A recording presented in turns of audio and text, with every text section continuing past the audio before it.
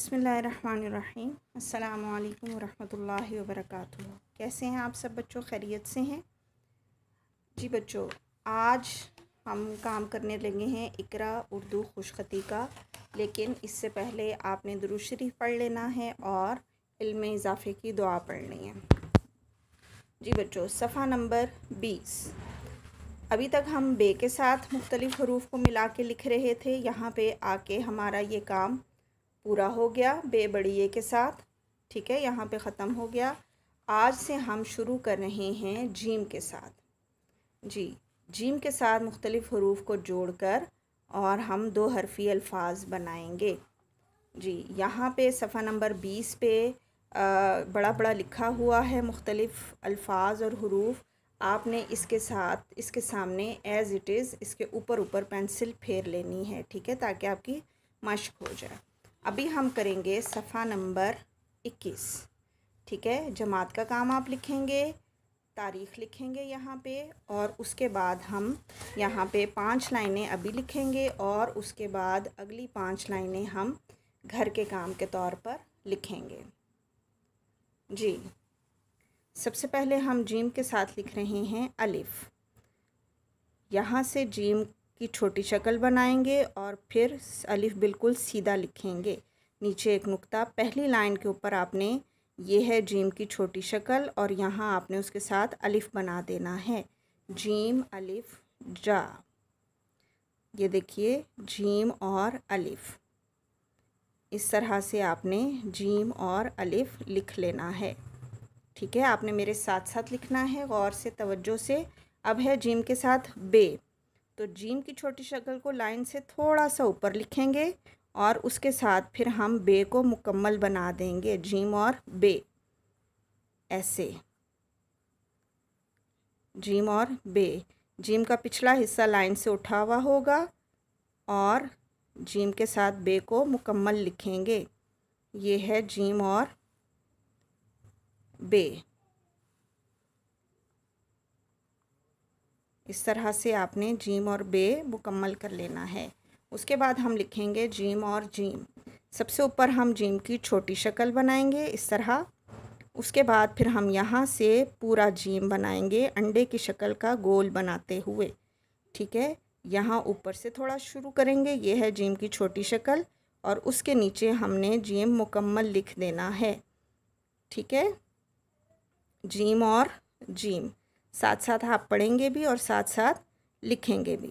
ठीक है, काम बहुत सफाई से करना है आपने जी। जीम छोटी शक्ल और फिर चूँकि ये गोल लफ्ज़ है इसलिए दूसरी लाइन तक जाएगा। उसके बाद हम लिख रहे हैं जीम और दाल। अब यहाँ देखें, दाल को की गोलाई ख़त्म कर दी गई है, उसको बिल्कुल सीधा लिखा जा रहा है। जीम का यहाँ लाइन के साथ लिखेंगे और दाल को सीधा लिखेंगे, उसकी गोलाई ख़त्म कर देंगे। जीम और दाल, इस तरीके से जीम और दाल, जीम और दाल, इस तरीके से। ठीक है, उसके बाद हम लिख रहे हैं जीम और रे। दो तरह के हैं, एक यहाँ से रे इस तरह से लिखेंगे, जीम का मुंह खुला हुआ होगा, और दूसरी जगह पे जीम की आंख बंद करके रे को थोड़ा बड़ा लिखेंगे। दो तरह से हम जीम और रे लिख रहे हैं, एक इस तरह और दूसरा इस तरह। रे भी लंबा हो जाएगा और आंख भी उसकी बंद हो जाएगी। पहला जीम और रे लाइन के ऊपर आएगा, जबकि दूसरा जीम और रे लाइन से नीचे जाएगा। ठीक है, इस तरह, और दूसरा जीम और रे इस तरह लिखा जाएगा।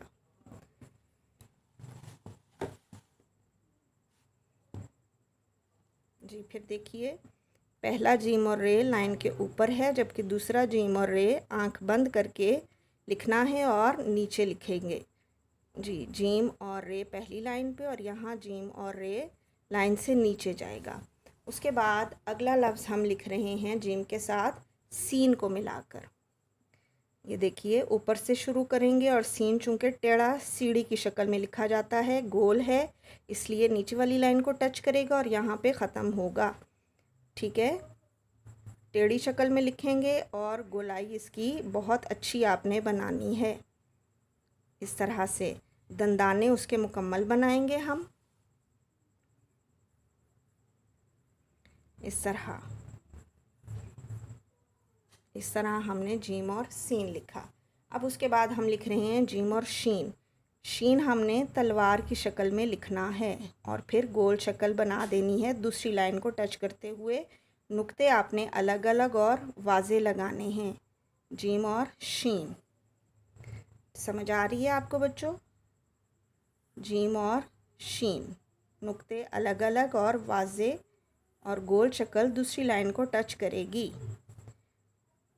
जीम और शीन इस तरह से। अब इसके बाद हम लिख रहे हैं जीम और स्वाद। जीम की छोटी शक्ल बनाएंगे और उसके बाद स्वाद की आंख बंद बनानी है, खुली हुई ना हो, और गोल शक्ल स्वाद की दूसरी लाइन को टच करेगी। जीम और स्वाद इस तरीके से जीम और स्वाद लिखेंगे आप। जीम और स्वाद।